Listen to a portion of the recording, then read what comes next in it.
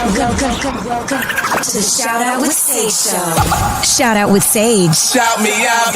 And that's all I gotta say. So shout out and let's go. Hi, everyone. This is Dreamin' Hub Radio. I am Sage Stevens, the host of Shout Out with Sage. And my guest today is a comedian and an actor. He frequently performs at the Hollywood Improv, the Comedy Store, Laugh Factory, the Shindig Show, and his film and TV credits include Dolemite Is My Name, Straight Outta Compton, American Gangster, and many, many more. And I want to welcome to the show today, JAMARIO McCLAIN. Hello, how are you? Thanks for being here. Hey, Sage. Yeah, thanks for having me. Thanks. How did you end up getting into comedy? I was just a badass kid growing up with 5 sisters. I was the only boy. I used to get in trouble a lot. I was always just doing little things like trying to get attention. And I did a talent show in 5th grade where I dressed up as an old man. Me and 2 of my friends, we were like old men. And I think that was my first time getting the feel of making everybody laugh on stage, and like not just the kids, but the teachers were laughing. So back then I didn't realize I wanted to be a comedian, but I knew I liked that feeling of, making people laugh and people talking about it after.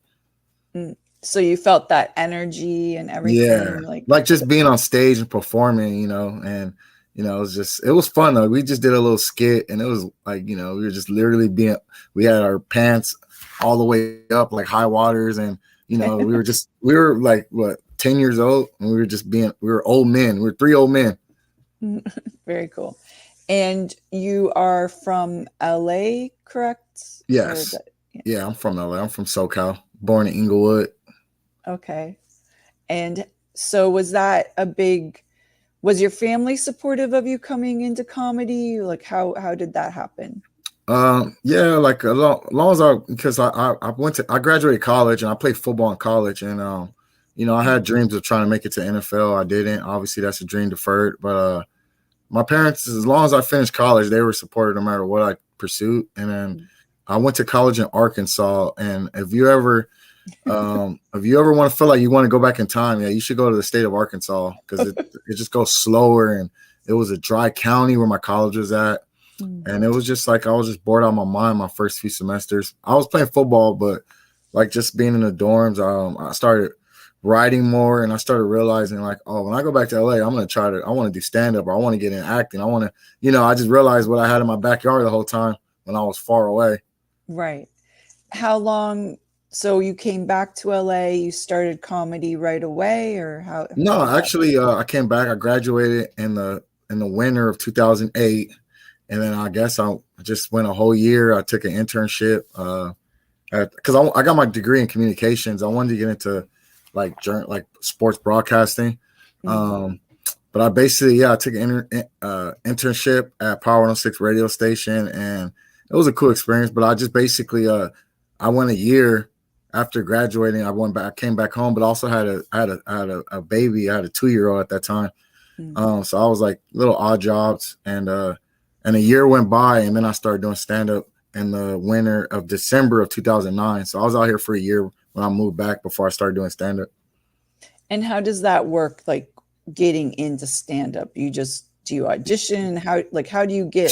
It's crazy. It's like, it's a lot easier now because of the internet. But I didn't even know about open mics. I found a show on Craigslist. I found a show. My first show ever performing was a book show. I didn't get paid, but it wasn't an open mic. It was literally a book show. Okay. And it was it was at a barber shop in downtown LA, like up the street from Skid Row. But it was cool. Like I had like some of my family came, I brought up like 5 or 6 people came out. But it was like, like I said, it was regular audience members. So I didn't know what an open mic was. And I did good the first time.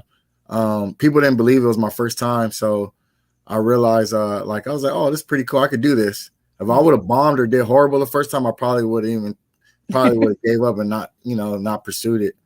But yeah, that was my first time. And then I started figuring out like they have open mics. I met a comedian on that first show. His name's Rick Glassman. He was on a TV show called Undateable, and he has a podcast. He's a Comedy Store regular. But he told me about the Comedy Store, and then basically told me about an open mic up there, and then kind of I figured it out. Like, you know, they have open mics, and just, you know, you just have to be willing to do it like every night as much as you can when you're new. Just to hone your craft and learn. Yeah, you just figuring it out. You just want to do it. You don't know no better. You're doing it for free. You're doing free shows. You're doing bringer shows. The bringer shows is a show like where you have to bring people to perform.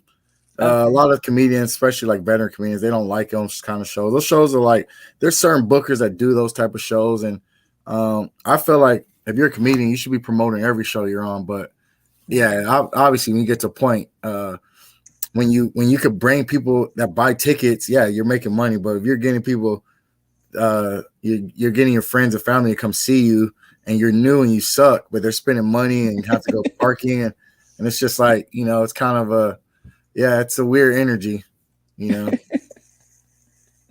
And so, have you ever had a show where it hasn't gone quite the way you wanted it to? Oh yeah, of course. It's been a while since I bombed, but there's always that type of shows. You always, if you do stand up long enough, and if you do it, you know, you're gonna have those bad nights and those off nights. But yeah, it's a few, man. I can't even. It's been time, you know, you just be off and you lose the crowd a little bit. But there was one particular show, and I wasn't even on the show. I was trying to get a guest spot, meaning like I wasn't booked, but I was there, and I asked the booker. He's a comedian named Spanky. He used to be on MTV Wild 'N Out. This is at the Comedy Store. He had a show in the main room at the Comedy Store, and it was like comedians, and then it was rappers. It was like a variety show. But I just asked him if I could do like 5 minutes. I was just, at the time, this is like years ago. This is at least 7-8 years ago. I just wanted to just get on stage, and he said, "Yeah, I'll get you up if I have room. If I have room, I'll get you up." And then coming closer to the end of the night, it was like the show was coming to it was about to end. He ended up telling me like, "Oh yeah, bro, my bad. Like, there's no room for you." And I was like, "All right, whatever." And then at the moment, it was like a singer or rapper on the stage, and then he was gonna get one more comedian to go after that rapper, and that comedian was a comedian by the name of Brian Moses. He started the roast battle at the Comedy Store, so he's like the host and the producer of that show. So this is before the roast battle. This is years ago, and then Moses was like, "Do you want to just go with me and we'll just act like we're rappers?" And yeah, I know. And this is me just being hungry for stage time like an idiot. I was like, "Yeah, I'll go with you." Sure. So never did improv or nothing like that. And yeah, we basically went up there and we got like booed off the stage. But mind you, that type of show, it was like people there for the music acts. It was just like it was a different type of show. But I always consider that like bombing to me is like when you get booed, like the Apollo, where they like take you off the stage. I feel like that's real bombing. If they're just not laughing, and then it's like you're still up there, they're still listening to you. But basically, that I don't know. Moses probably remember that night, but it was basically like the only time I ever felt like I just wanted to go and hide under a rock. Right. Is feeding off the crowd, like, does that help you? Do you do a lot of improvisation? Like, what is your comedy about? My comedy is about myself. I just talk about me. Now, my comedy is my life experiences. It's about things I've been through. I talk about my kids. I have a 15-year-old and I have a 9-year-old. I have a big family. Like I said, I have 5 sisters. Just growing up, you know, my household was always crazy. But the crowd work stuff, I do a lot of that when I'm like hosting. And that's some of the stuff that's kind of it's like improv, or whatever you want to call like riffing, or it's like on the moment stuff. I'm talking about in the moment how a person look or what they're doing, or if I ask them a question or whatever they answer back. But a lot of that stuff is like, you do that, the more you do it, the better you get at like doing crowd work. Like some people are great at it, some people suck at it and they stay away from it. But I like doing it. I feel like my crowd work, a lot of my stuff where I'm like shooting from the hip, it's literally fresh off my mind. A lot of the times it works, but that's the problem. I don't remember. If I don't record myself, I don't remember what I said. So yeah, a lot of it's like wasted material. Right. You said something that was like great, but you're not going to remember it once you're done. Because it's not part of my regular set. Right. You also act. How did that come about for you? I don't know. So in LA, there's a lot of people that come out to LA to break into acting, and there's a lot of actors that end up becoming comedians. I don't know if they're agents. A lot of people tell me, yeah, you should try stand up, but I'm like a comedian that just started doing acting. I don't consider myself an actor, even though I do act, and I'm in the Screen Actors Guild and all that. Right. But I'm a comedian first. Like I'm not. You won't see me and Denzel going out anytime soon. I'm not up to that level. But you're not going to be competing for the same roles. Is that what you're saying? Like, until it happens. I'm more of a right now I'm in the typecast characters playing drug dealers and gang members and inmates. And I can do accents too. I am very happy to be here. I am from Nigeria. Like I could do different accents. I have range. I'm like Don Cheeto. I could do accents. That's a skill. Not everyone has that skill. Accents can be hard. So. Oh yeah, definitely, Governor. I'm not saying that. Awesome. You're hired. What would your biggest advice be for someone that was thinking of coming to LA to be a comedian? My advice would be for them not to come to LA. It's already too many comedians here. To just stay home. Now, I would say that if they want to do it, it's definitely a lifestyle. You want to force yourself to get up on stage as much as possible, especially if you're new, because you have to see what works and what don't work. You got to make mistakes. You got to figure out where the good shows and stages are and where the sucky ones are at to avoid, or where the sucky people are at and bookers and avoid. You have to go out there and find those and make those mistakes and go through those trial and error bumps. stuff. Trial and error, exactly. Yeah. And you figure out who is in your best interest, or someone that could help you further away, or you get mentorship. Find someone that you could go up under, but you don't want to be like. I would say hit up the open mics and get better. Like you don't want to be trying to and be impressing if you're new, and you don't want, like, people see you and they bomb. Like I don't know, like Rita, the manager at the Improv. Like you don't want Rita. You don't want her to see you bomb a bunch of times, and that's all she's gonna remember you. Like you want to get up and be in front of her when you know you're ready and you're confident and you have funny material. But like when you're just like starting off and you barely have 5 minutes of material, yeah, I would say like stay away from the clubs, go to open mics, but mostly go to every open mic you can. But yeah, you're like don't try to like be like ask I don't know, you run into Dane Cook and ask if you can open for him. Like I don't think that's a good idea, If you only have 5 minutes. Exactly. How many minutes do you need? Like, so when you're new, usually the MC or host of a show, they do like 10 minutes up top. They do the announcements. So if you're new and you work at a club, they'll have you probably host or do a cold open, and that's only like 5 minutes. That's usually for people like that work at the clubs. But yeah, when you're featuring, you got to be able to do at least 20 to 30 minutes. Wow. More than likely 30, like as a feature. And then obviously a headliner is usually 45 minutes to an hour. And in LA, it's like a showcase city. So it's a lot of like headliners in LA only do like 20, 30 minutes. Like it's just different in LA. Like, you're going to do a lot of showcase. You're going to do shows where it's a lot of comedians on the lineup. And you're going to basically do like 7 to 10 minutes on those shows. But yeah, that's what I say. You got to get on stage as much as possible to build up your stage time. Right. Get that confidence. Yeah, because some people that they put out a special. Let's say they've been doing stand-up 6 years and they record a hour or 30 minutes. Yeah, you're on stage for that long, but is it funny the whole time? You're just up there doing a TED talk, Basically. Sorry, you're not doing a TED talk. Yeah, that's what it turns into, though. So what's the difference between LA and then I guess like some of the other cities that you go to? Well, all I know is LA. I performed in Hawaii. I performed in Alaska. I performed in Texas, Vegas, obviously, Reno. I performed in Virginia, Florida, Atlanta. I've never been in New York, but I just know that every city, especially the bigger cities, they all have comedy scenes, and some are probably more supportive than others. Like I heard I performed in Oakland, San Francisco a few times, but I never really went up there like that, where I heard it's very supportive up there. I heard Atlanta is very supportive. New York is a lot of shows. You could get on stage a lot in New York. I haven't been yet. But I think it's no matter where you go, if you're funny and you've been doing it long enough, I feel like you should be able to hold your own no matter where you're at. That's why I feel like your funny should travel well. Your funny should travel well. It's a good line. Are other comedians supportive? Is there competition? Like how is that?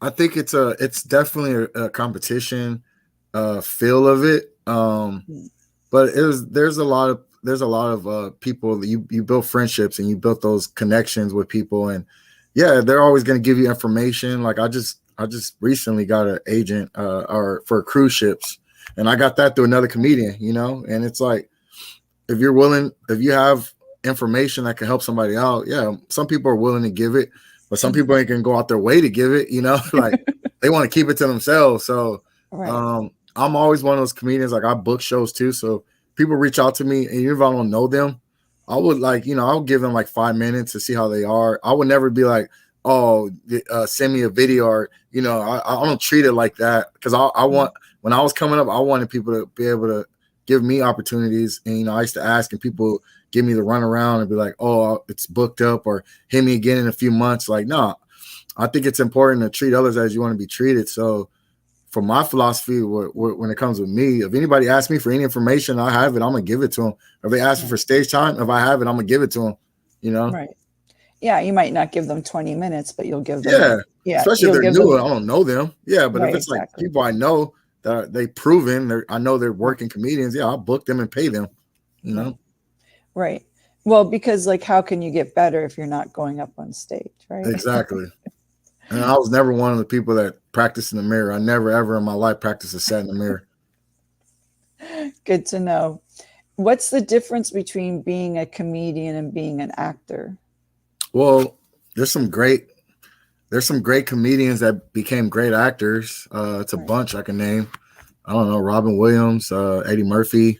It's just too many to name, Right. They became great actors, but I feel like they were comedians first. But I think the difference is actors, you're reading someone else's material. You're reading the writer's material. Even though some great actors that they have their own style, like Denzel. I feel like Denzel plays himself in every movie. It's just how good he is. But comedian, you're doing your material, you're doing your persona, whatever your stage persona is, or your style of comedy. It's yours. It's all our own. Where, like I said, actors have the makeup artist, they have the lighting, they have everything else to help them to make them kill. Yeah. Where all we have is our material and a microphone, and it's up to us to live or die on that stage. What do you love most about being a comedian? I like the freedom. I like working for myself. So I don't drink or do drugs no more, but it's a lifestyle. You're definitely gonna be out late a lot. You're gonna eat a lot of shitty food if you're on the road a lot. But I think it's just working for myself and creating my own opportunities. Doing stand up, you run your own business, so you're in the driver's seat, and that's what I love about it. I'm not waiting for someone to offer me a show. I'll just go and create my own show. Is there someone that helped you a lot, during your career so far? There's a lot of comedians that helped me along the way. It's too many to name.